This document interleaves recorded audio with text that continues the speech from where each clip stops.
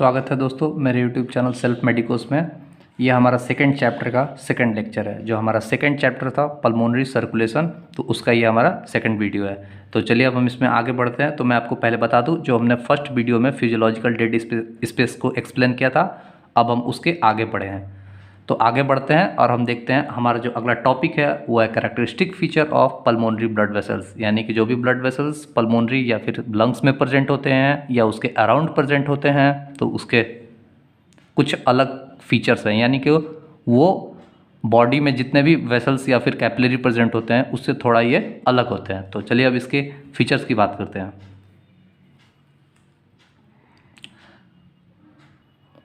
तो दोस्तों हमारी यह फर्स्ट फीचर है, pulmonary artery has thin wall, it's thickness is 1/3 of systemic blood vessels.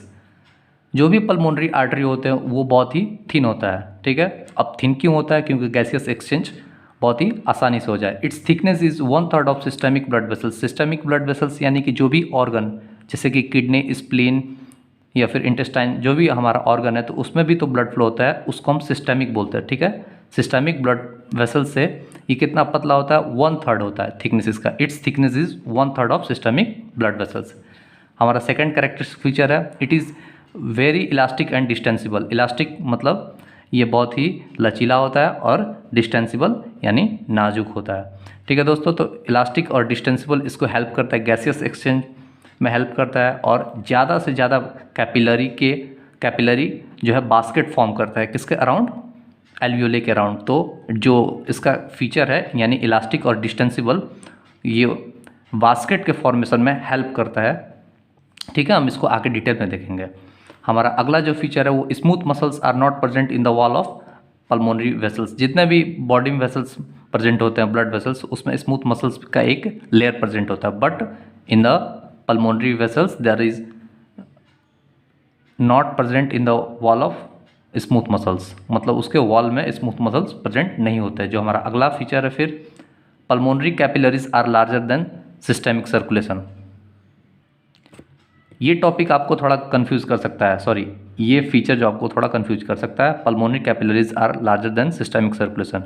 यानी कि बॉडी में जितना भी होल सिस्टेमिक सर्कुलेशन है, यानी बॉडी में जितने भी सर्कुलेशंस होते हैं, वो जितने भी सर्कुलेशन है उसमें जितने कैपिलरीज प्रेजेंट है उससे भी ज़्यादा कैपिलरीज अकेले पल्मोनरी कैपिलरीज होते हैं, ठीक है। तो इसलिए मैंने यहाँ लिखा है pulmonary capillaries are larger than systemic circulation, क्योंकि ज़्यादा से ज़्यादा गैसेस एक्सचेंज हो सके इसके लिए कैपिलरीज जो होते हैं, मैंने पहले भी बताया कि बास्केट फॉर्म करते हैं। और बास्केट फॉर्म करने में मतलब जैसे मैं बताऊं कि जो भी चिड़िया या फिर पक्षी होती है वो घोंसला बनाती है, तो घोंसला बनाती है तो वो घास या फिर पतले पतले तार जैसे कुछ स्ट्रक्चर या फिर फूस की बनाती है, तो उसी के आकार जैसा कैपिलरी का फॉर्मेशन होता है। इसलिए जो ब्लड कैपिलरीज होते हैं, pulmonary blood capillaries are larger than systemic circulation. It is more dense and multiple branch, each alveolus occupies more capillary basket. जो भी कैपिलरीज होते हैं वो मल्टीपल ब्रांच होते हैं उनके, ठीक है। और ये ज़्यादा से ज़्यादा बास्केट फॉर्म करते हैं अराउंड ईच एल्वियोलस। देखिए मैंने यहाँ एक डायग्राम समझा है, एल्वियोली है और एल्वियोलस जो है ये चारों उसके बास्केट का फॉर्मेशन हुआ है किसका? ब्लड कैपिलरीज का, ठीक है दोस्तों। अब अगला जो फीचर है, pulmonary vascular resistance is 1/10 of systemic circulation resistance. जो भी हमारे बॉडी में सिस्टमिक सर्कुलेशन है तो सिस्टमिक सर्कुलेशन का 1/10 होता है पल्मोनरी वैस्कुलर रेजिस्टेंस, ठीक है। मतलब कि सिस्टमिक सर्कुलेशन रेजिस्टेंस का मतलब जो भी हमारे बॉडी में ब्लड फ्लो हो रहा है, तो ब्लड फ्लो होने से रेजिस्टेंस क्रिएट होता है। तो जो रेजिस्टेंस क्रिएट होता है,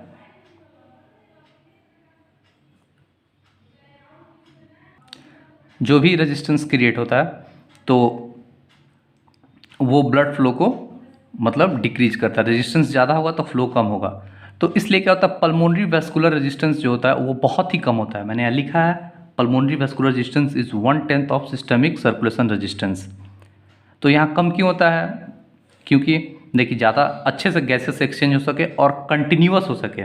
मान लीजिए कि हमारा ये ब्लड वेसल से या फिर पल्मोनरी कैपिलरीज है, ये ब्लड फ्लो हो रहा है, और यदि यहाँ रेजिस्टेंस ज़्यादा होगा तो फ्लो बहुत ही धीरे धीरे होगा।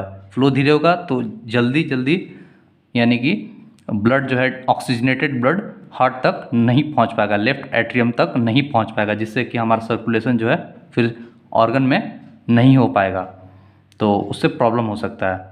तो इसलिए यहाँ पे जो रेजिस्टेंस होता है बहुत ही कम होता है। अब हम आगे बात करते हैं। Pulmonary blood vascular system is operate at low pressure. Low pressure पर ऑपरेट होता है पल्मोनरी ब्लड वेस्कुलर सिस्टम। अब फिर मैं आपको बताऊं कि यहाँ पर ओनली फॉर गैसियस एक्सचेंज के लिए यहाँ पर प्रेशर जो होता है लो होता है। लो प्रेशर होगा यानी ब्लड फ्लो भी बहुत ही ईजिली और बहुत ही धीरे धीरे मतलब क्रॉस करेगा एल्वियोली को, तो ज़्यादा टाइम मिल जाएगा उससे एल्वियोली से गैसियस एक्सचेंज करने के लिए। ठीक है दोस्तों, जो हमारा अगला फीचर है वो pulmonary vein carry oxygenated blood and pulmonary artery carry deoxygenated blood. ये तो बहुत ही सिंपल है और ये एक्सेप्शनल केस है, इसको आप याद कर सकते हैं। Physiological shunt is also present in the pulmonary vessel system. मैंने आपको बताया था फिजियोलॉजिकल शंट, तो फिजियोलॉजिकल शंट हम पिछले वीडियो में डिस्कस कर चुके हैं, आप उसके लिए उसको देखिएगा। अब एक बहुत ही 2 स्टार पॉइंट है, इस पॉइंट को देखिएगा। Output of blood per minute is same in both right and left ventricle. Right ventricle and left ventricle, जो हमारा राइट वेंट्रिकल और लेफ्ट वेंट्रिकल हार्ट है वो सेम ब्लड को पंप करता है पर मिनट, या फिर मैंने लिखा outflow of blood per minute is same in both right ventricle and left ventricle. तो मैं बताऊं कि जो लेफ्ट वेंट्रिकल है वो ब्लड कहाँ पंप करता है, लंग्स में, और राइट वेंट्रिकल जो है सॉरी मैं गलत बोल दिया।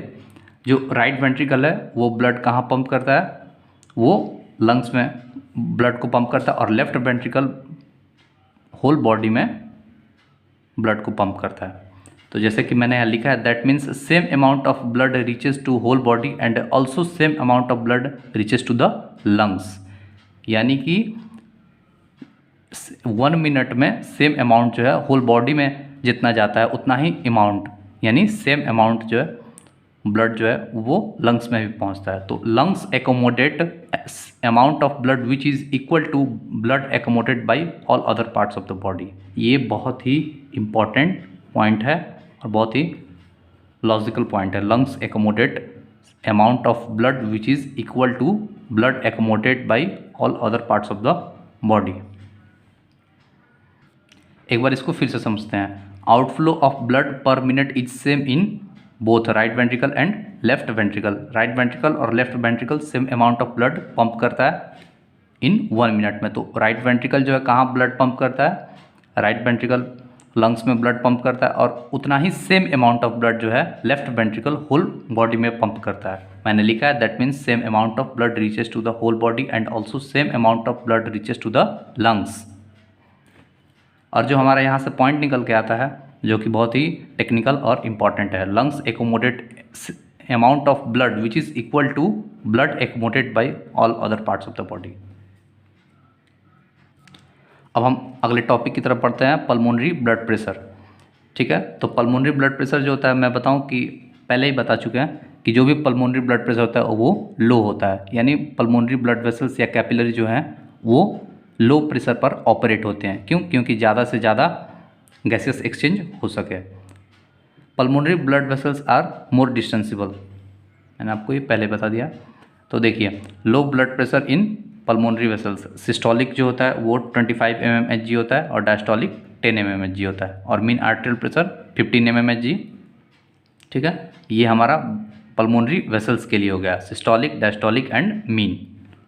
उसके बाद बात करते हैं पल्मोनरी कैपिलरीज प्रेशर जो कि 7 mmHg।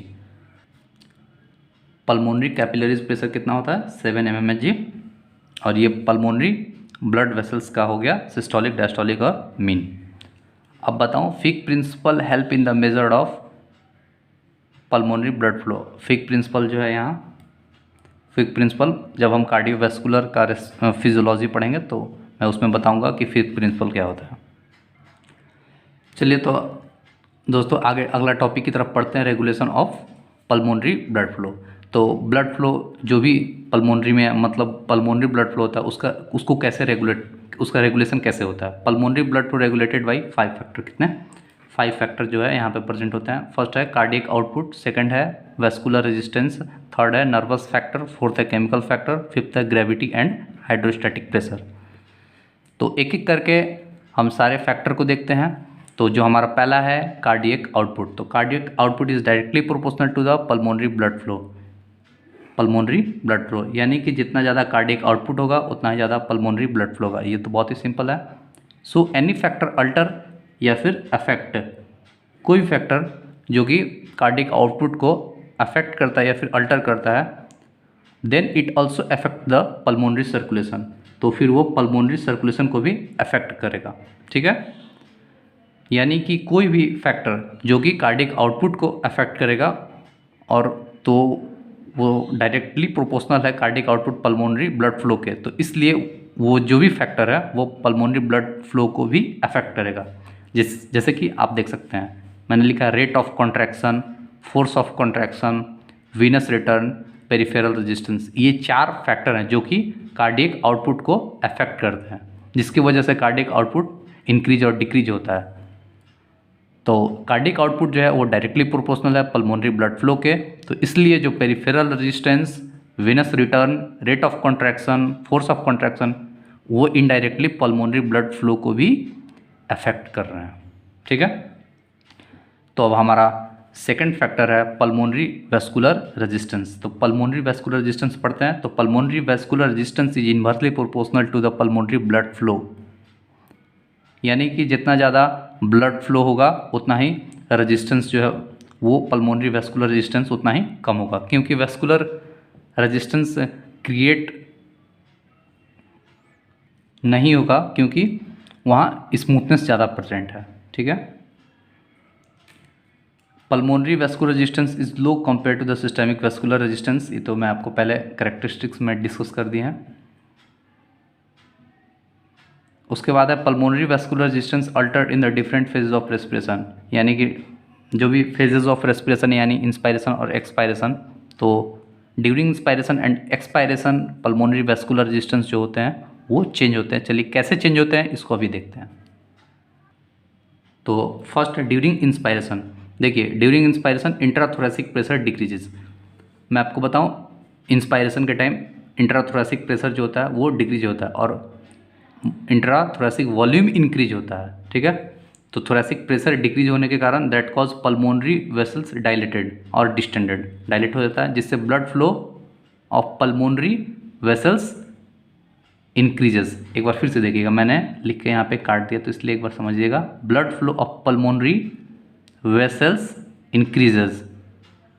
ठीक है, ब्लड फ्लो देखिए पल्मोनरी वेसल्स जो है डायलेट हुआ, डायलेट क्यों हुआ? क्योंकि इंट्राथोरेसिक प्रेशर डिक्रीज हुआ, थोरेसिक प्रेशर डिक्रीज हुआ, ब्लड वेसल्स डायलेट हुआ यानी कि ब्लड फ्लो, मतलब इसको समझिएगा एक बार, पहले ये हमारा ब्लड वेसल्स था। ठीक है, अब जब डायलेट हो गया ब्लड वेसल्स तो ये हो गया, तो पहले के कंपैरिजन ये ज़्यादा यहाँ ब्लड फ्लो होगा। ठीक है, तो blood flow of pulmonary vessels increases.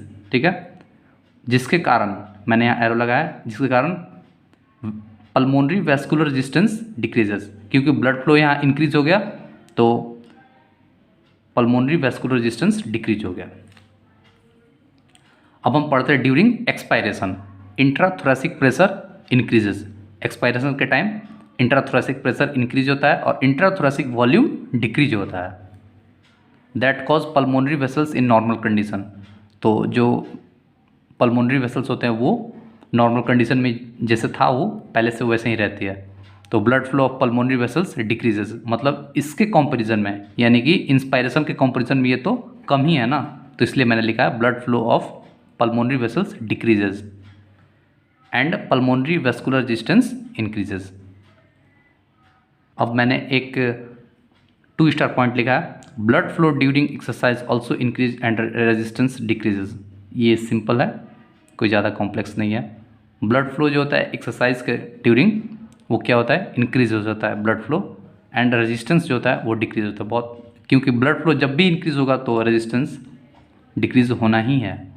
अब हम थर्ड फैक्टर पढ़ते हैं, नर्वस फैक्टर दोस्तों।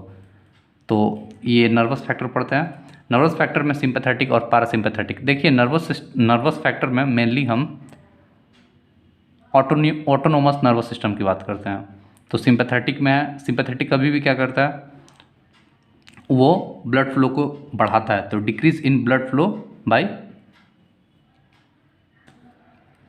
ब्लड फ्लो को बढ़ाता है पूरे होल बॉडी में। बट हम यहाँ पे पल्मोनरी सिस्टम की बात करें, यानी कि लंग्स की बात करें, तो यहाँ पे क्या होता है, decrease in blood flow by vasoconstriction. Vasoconstriction की वजह से यहाँ पे ब्लड फ्लो डिक्रीज होता है, पल्मोनरी वेस्कुलर रेजिस्टेंस इंक्रीज होता है। ठीक है। पैरासिम्पैथेटिक में क्या होता है, increase in blood flow by vasodilator. Vasodilator क्या करता है, वेसल्स को, ब्लड वेसल्स को डायलेट करेगा, जिससे पल्मोनरी वेस्कुलर रेजिस्टेंस डिक्रीज हो जाता है। ठीक है। तो इसमें पैरासिम्पैथेटिक में ब्लड फ्लो जो है वो इंक्रीज होता है और सिंपैथेटिक में क्या होता है, डिक्रीज होता है। ये हम स्पेशली पल्मोनरी सिस्टम की बात कर रहे हैं। Under physiological condition it is doubtful whether autonomous nervous system play any role in regulation of blood flow of the lungs. यानी कि नॉर्मल कंडीशन में ये अभी भी डाउटफुल है कि ऑटोनोमस नर्वस सिस्टम कोई भी रोल प्ले करता है या नहीं करता है पल्मोनरी ब्लड सर्कुलेशन में। अब हमारा फोर्थ फैक्टर है केमिकल फैक्टर। तो इसको एक बार देखिएगा। एक्सेस CO2 और लो ऑक्सीजन कॉजेज वासोकंस्ट्रिक्शन। देखिए एक्सेस CO2 और लो ऑक्सीजन का मतलब क्या होता है, एक्सेस CO2 या फिर लो CO2 का मतलब होता है हाइपॉक्सिया। ठीक है। Cause of vasoconstriction for hypoxia is not known. अब वासोकंस्ट्रिक्शन हो जाता है हाइपॉक्सिया की वजह से, अब ये नोन नहीं है। In some part of the lungs affect by hypoxia then constriction of capillary occurs and blood flow slow. देखिए क्या होता है, some part of the lungs के कुछ पार्ट जो है जो कि हाइपॉक्सिया से अफेक्ट हो जाए। ठीक है। मान लीजिए ये हमारा लंग्स है। ठीक है। लंग्स का ये कोई एक कॉर्नर है या फिर कोई एक पार्ट है जो कि यहाँ क्या हो गया, हाइपॉक्सिया। ठीक है। हाइपॉक्सिया से अफेक्ट हो गया, तो यहाँ पे अब क्या होगा, जो यहाँ पे वासोकंस्ट्रिक्शन हो जाएगा, यानी कि जो ब्लड वेसल्स थे वो कंस्ट्रिक्ट हो जाएंगे और ब्लड फ्लो जो है इंक्रीज हो जाएगा। सॉरी, ब्लड फ्लो जो है स्लो हो जाएगा। मैंने गलत बोल दिया, ब्लड फ्लो स्लो हो जाएंगे। वासोकंस्ट्रिक्शन में क्या होता है, ब्लड फ्लो स्लो हो जाता है। तो ब्लड फ्लो स्लो हो जाएगा, जिससे कि ज़्यादा से ज़्यादा वहाँ अच्छे से गैसेस एक्सचेंज हो सके। ठीक है। तो अब हमारा अगला टॉपिक है, अगला फैक्टर है ग्रेविटी एंड हाइड्रोस्टैटिक प्रेशर। मैंने लिखा है ग्रेविटी एंड हाइड्रोस्टैटिक प्रेशर, तो इसको एक बार अच्छे से समझिएगा क्योंकि ये थोड़ा कॉम्प्लेक्स है। देखिए, in standing position blood pressure in lower extremity of the body is very high, but in upper part of the body यानी above the heart blood pressure is low due to gravitational force. ये तो मैंने बहुत ही simple बात बोल दिया कि blood pressure lower extremity या फिर lower part of the body में ड्यूरिंग स्टैंडिंग पोजीशन वो ज़्यादा होता है और above the heart during standing position blood pressure low होता है। ठीक है। Similar condition arises in the lungs, pulmonary vascular flow varies in different part of the lungs. देखिए, जैसे कि होल बॉडी में ग्रेविटेशनल फोर्स की वजह से लोअर पार्ट हमारे बॉडी में वहाँ पर ब्लड प्रेशर ज़्यादा होता है और अपर पार्ट में ब्लड प्रेशर कम होता है। उसी तरह हमारा लंग्स में भी लोअर पार्ट में क्या होता है, ब्लड फ्लो ज़्यादा होगा या फिर ब्लड प्रेशर ज़्यादा होगा और अपर पार्ट में भी ब्लड प्रेशर कम होगा। ठीक है। तो देखिए, अब हम इसकी बात करते हैं। हमारा लंग्स है, इसको मैंने 3 पार्ट में डिवाइड किया है, एपिकल जोन, सेकंड है जोन 2 एंड थर्ड है जोन 3। एपिकल जोन को दोस्तों जोन 1 भी बोलते हैं और जोन 2 को area of intermittent blood flow और जोन 3 को area of continuous blood flow. इसको एक बार हम डिटेल में पढ़ते हैं अभी। तो सबसे पहले हम जोन 1 को देखते हैं। Apical part of the lungs यानी ये एपेक्स, ये सबसे upper part, apical part of the lungs. In this region pulmonary capillaries pressure is almost equal to the alveolar pressure. देखिए, पल्मोनरी कैपिलरी प्रेशर यानी कि जो भी कैपिलरीज प्रेजेंट हैं एल्वेलर के अराउंड, ठीक है, उसमें प्रेशर जो होते हैं ऑलमोस्ट इक्वल होते हैं एल्वेलर प्रेशर, यानी कि एल्वेलाई में जो एयर का प्रेशर है उसके जस्ट इक्वल होता है। तो जिससे क्या होगा कि गैसेस एक्सचेंज जो है बिल्कुल नहीं होगा, यानी कि वहाँ ब्लड फ्लो भी कम होगा।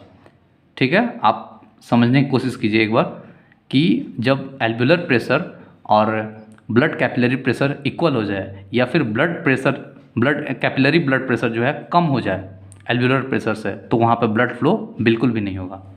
If pulmonary capillary pressure decreases और एल्वुलर प्रेशर इंक्रीजेज, यदि वहाँ एल्वुलर प्रेशर इंक्रीज हो जाता है या फिर कैपिलरी प्रेशर डिक्रीज हो जाता है, then there is no blood flow. मैं इसी बात को समझा रहा हूँ अभी। So this area is called area of zero blood flow, इसलिए इस एरिया को हम zero area of zero blood flow बोलते हैं। So this area zone 1 consider as the physiological dead space.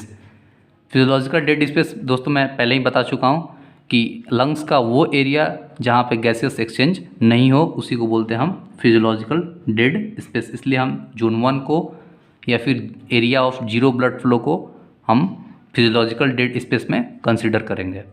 जो हमारा अगला बात इसमें लिखे हम, इन दिस एरिया VYQ यानी वेंटिलेशन परफ्यूजन रेशियो इंक्रीज होता है। कैसे इंक्रीज होता है, देखिए amount of air flow of alveoli जो है वो ज़्यादा होता है। मैंने अभी बताया कि V होता है यानी amount of air flow to the alveoli ज़्यादा होता है, यानी यहाँ प्रेशर ज़्यादा होता है, और Q जो कि amount of blood flow through alveoli है वो कम होता है। ठीक है, तो इसलिए तो यहाँ पे ब्लड फ्लो नहीं हो पाता है, यानी कंटिन्यूस ब्लड फ्लो नहीं करता है जोन 1 में। तो जब V का वैल्यू ज़्यादा है और Q का वैल्यू कम है तो ओवरऑल V/Q जो है क्या होगा, V/Q इंक्रीज हो जाता है। ठीक है, यानी ventilation perfusion ratio increases. This area यानी zone 1 lead to growth of bacteria particularly tubercle bacilli. कौन से बैक्टीरिया, ट्यूबरकल बेसिलाई जो है make this part susceptible for tuberculosis, यानी कि ज़्यादा से ज़्यादा टीबी या फिर ट्यूबरक्लोसिस होने का चांस जो है जोन 1 में होता है, क्योंकि यहाँ ब्लड फ्लो बिल्कुल होता ही नहीं है, होता भी है तो बहुत ही कम होता है। ठीक है, तो ब्लड फ्लो जब नहीं होगा तो बैक्टीरिया का ग्रोथ बहुत ही आसानी से हो जाएगा। तो पार्ट 1 जो होता है यहाँ पे टीबी होने का चांस ज़्यादा होता है। ठीक है, तो अब हम जोन 2 की बात करते हैं। मिडिल पोर्शन होता है, middle portion of the lungs, pressure in alveoli is less than the pulmonary pressure, pulmonary capillary pressure. देखिए यहाँ पर भी एल्वुलाई का जो प्रेशर होता है वो कम होता है पल्मोनरी कैपिलरी प्रेशर से, जिससे कि आसानी से ब्लड फ्लो हो सके। But because of this blood flow in alveoli zone 2 is increasing during systole. तो कंटिन्यूस तो नहीं हो पाता है, लेकिन सिस्टोल के ड्यूरिंग वो इंक्रीज होता है और डिक्रीजेज ड्यूरिंग डायस्टोल। जब डायस्टोल होता है तो ब्लड फ्लो जो है जोन 2 में वो डिक्रीज होता है। ठीक है, मैंने लिखा है डिक्रीजेज ड्यूरिंग डायस्टोल और फिर लिखा है इंक्रीजेज ड्यूरिंग सिस्टोल, सिस्टोल के ड्यूरिंग इंक्रीज। तो इसको बोलते हैं जोन ऑफ इंटरमिटेंट फ्लो, यानी कि यहाँ कंटिन्यूस फ्लो तो नहीं हो पा रहा है बट इंटरमिटेंट फ्लो है। V/Q जो रेशियो होता है ये नॉर्मल होता है, क्योंकि V जो हमारा amount of air flow to alveoli और Q amount of blood flow through alveoli है, ये ऑलमोस्ट इसमें भी इक्वल होता है। बट जैसे कि मैंने ऊपर लिखा है कि pressure in alveoli is less than pulmonary capillary pressure. अब हम जोन 3 की बात करते हैं दोस्तों।